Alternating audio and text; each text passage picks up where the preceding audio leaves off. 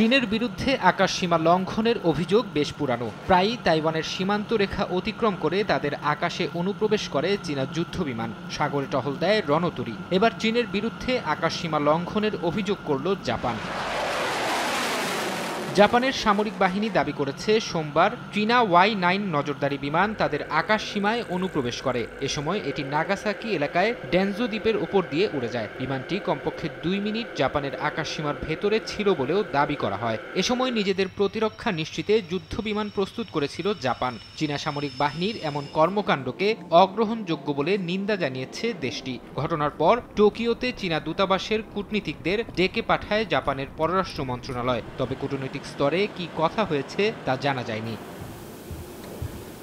তবে জাপান কিংবা অন্য কোনো দেশের আকাশসীমা লঙ্ঘনের আগ্রহ নেই বলে জানিয়েছে চীন। মঙ্গলবার এক সংবাদ সম্মেলনে চীনা পররাষ্ট্র মন্ত্রণালয় জানায়, টোকিওর অভিযোগ খতিয়ে দেখা হচ্ছে। দুই দেশ এ বিষয়ে আলোচনা করছে বলেও জানানো হয়।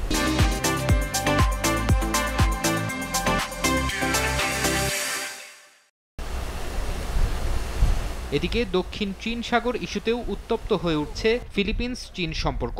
বিতর্কিত জলসীমায় বেইজিংয়ের আগ্রাসী কর্মকাণ্ডকে বেআইনি ও অপেশাদারী আচরণ বলে উল্লেখ করেছে ফিলিপিন্স। গেল এক সপ্তাহে বেশ কয়েকটি নৌযানে জলকামান নিক্ষেপ ও একটি ছোট যাত্রীবাহী বিমানের চারপাশে চীনা যুদ্ধ বিমানের টহলকে আশঙ্কাজনক ঘটনা বলে আখ্যা দিয়েছে ম্যানিলা। যদিও চীন পাল্টা অভিযোগ করে বলেছে বিতর্কিত জলসীমায় উস্কানিমূলক কর্মকাণ্ড করছে ফিলিপিন্স। বেইজিং ম্যানিলা দ্বন্দ্বে জড়িয়ে পড়ছে ওয়াশিংটন। ইন্দো প্যাসিফিক কমান্ড সেন্টারের মার্কিন এক শীর্ষ সেনা কমান্ডার বলেছেন, ফিলিপিন্স চাইলে দক্ষিণ চীন সাগরে যাতায়াতকারী তাদের নৌযানকে পাহারা দেবে যুক্তরাষ্ট্র। বিশ্লেষকরা বলছেন, মার্কিন প্রশাসন এমন কোনো পদক্ষেপ নিলে তা বেইজিং ম্যানিলা উত্তেজনায় ঘি ঢালার কাজ করবে। ফারহাদ চৌধুরী, সময় সংবাদ।